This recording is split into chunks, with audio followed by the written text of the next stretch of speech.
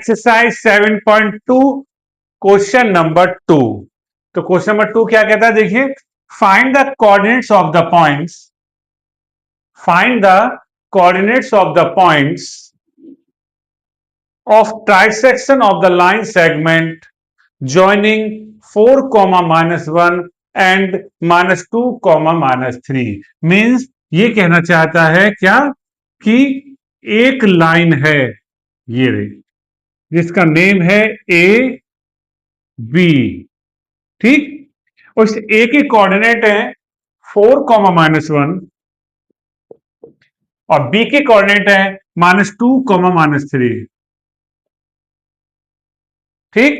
तो find the coordinate of the points of trisection of the line segment. वो कह रहे जो लाइन आपको गिवन है ए बी, जिसका इनिशियल पॉइंट आपको पता है, एंड पॉइंट आपको पता है, तो बताइए ये लाइन को अगर हम ट्राइसेक्शन यानी जो पॉइंट इसको ट्राइसेक्शन में कन्वर्ट कर रहे हैं, मींस 3 इक्वल पार्ट में डिवाइड कर रहे हैं, तो वो पॉइंट जो हैं उनके कोऑर्डिनेट बताइए। सपोज इस पॉइंट का नाम सी रख दें और इस पॉइंट का नाम डी रख दें, तो वो ये कहना चाहता है तो बताओ सी और डी के कोऑर्डिनेट क्या होंगे।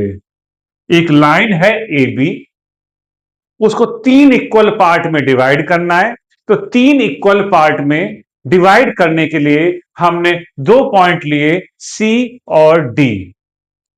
तो जो पॉइंट इस पूरी लाइन सेगमेंट को 3 इक्वल पार्ट में डिवाइड कर रहे हैं, इक्वल पार्ट मतलब जितना AC का डिस्टेंस है उतना CD उतना ही DB, तो वो जो डिवीजन पार्ट है, जो पॉइंट है जो इसको 3 इक्वल पार्ट में डिवाइड कर रहे हैं, उनके कोऑर्डिनेट बताइए। C के कोऑर्डिनेट क्या होंगे और D के। बट ये ध्यान रखना कि तीनों के रेशो सेम है ना, ये भी 1:1:1 यानी तीनों इक्वल पार्ट है।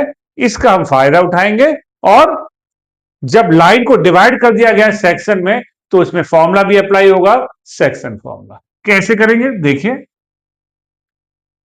एक बात तो ये कि हम सी के कोऑर्डिनेट फाइंड करें चाहे डी के कोऑर्डिनेट फाइंड करें, x1 y1 ये रहेगा और x2 y2 ये रहेगा, इसमें कोई चेंज नहीं होगा क्योंकि इनिशियल पॉइंट जो कैपिटल ए है ये x1 y1 को रिप्रेजेंट करेंगे कोऑर्डिनेट और ये x2 y2। तो आप कंफ्यूज मत होना कि सी के लिए क्या लेना है और डी के लिए क्या लेना है, ठीक। तो सबसे पहले फॉर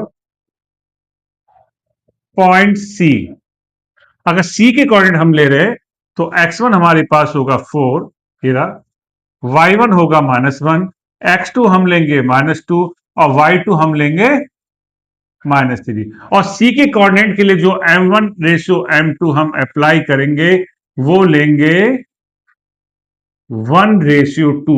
क्यों लेंगे? क्योंकि a से c तक हम चलेंगे तो एक पार्ट चलना पड़ा, तीनों पार्ट इक्वल है ना, और b से c तक चलने के लिए हमें 2 पार्ट चलने पड़ेंगे, 1 2, ठीक है।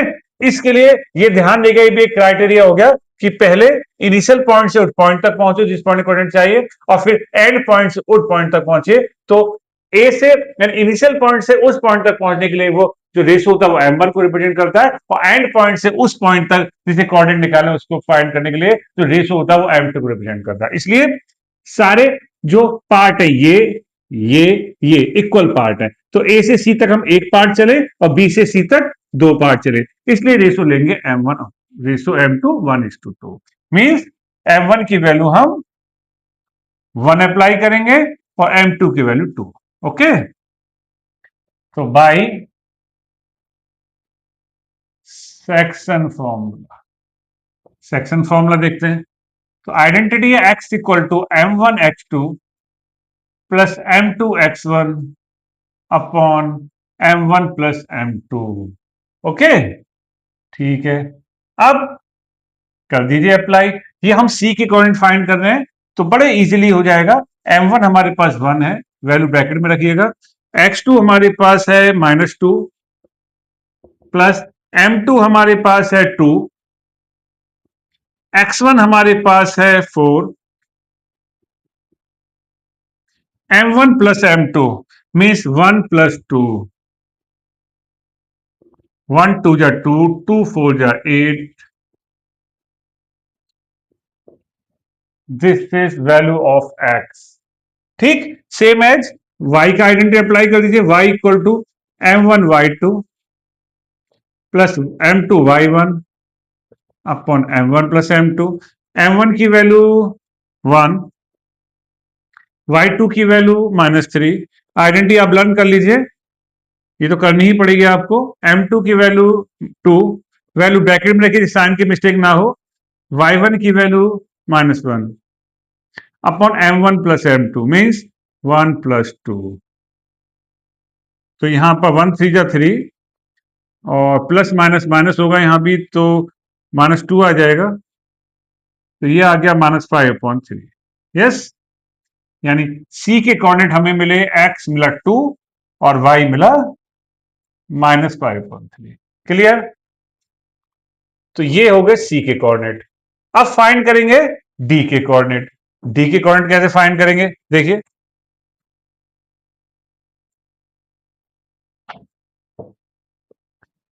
जब डी के कोऑर्डिनेट फाइंड करेंगे तो x1 y1 यही रहेंगे, x1 y1, और x2 y2 भी यही रहेंगे, जैसे कि मैंने स्टार्टिंग में बताया था। और जो रेशो है, बट वो रेशो जो हो जाएगा वो 2:1 हो जाएगा, क्योंकि अब डी पॉइंट के कोऑर्डिनेट फाइंड करने हैं तो पहले इनिशियल पॉइंट से उस पॉइंट तक पहुंचे जिसके कोऑर्डिनेट फाइंड करने हैं, तो कितने पार्ट चले, 1 2, और एंड पॉइंट से जब उस पॉइंट तक पहुंचेंगे तो कितने पार्ट चला, 1 पार्ट।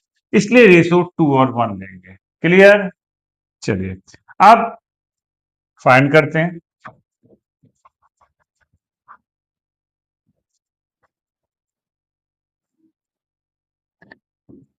फॉर्मूला यही चलेगा, m1 आपके पास होगा 2, x2 आपके पास -2 प्लस m2 आपके पास 1, सिर्फ m1 m2 चेंज हुए, बाकी सब कुछ वही है। x1 4, पहले 1 + 2 था, अब 2 + 1 हो गया, वो एक ही मीनिंग है दोनों का।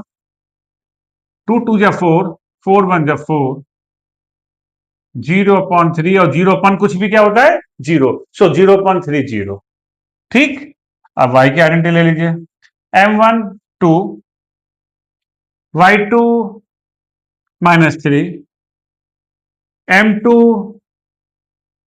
1, y1 -1, m1 plus m2 2 + 1, 2 3 जा 6, 1 1 जा 1, तो कितना आ गया, -7/3। यानी डी के कोऑर्डिनेट आ गए 0, -7/3। क्लियर? तो मे भी समझ में आ गया होगा, और इसी टाइप से आप फाइंड कीजिएगा, बाद में हैंस लिख दीजिएगा, hence the coordinate of C 2, -5/3 and coordinate of D 0, -7/3। Clear? तो मे भी समझ में आ गया होगा।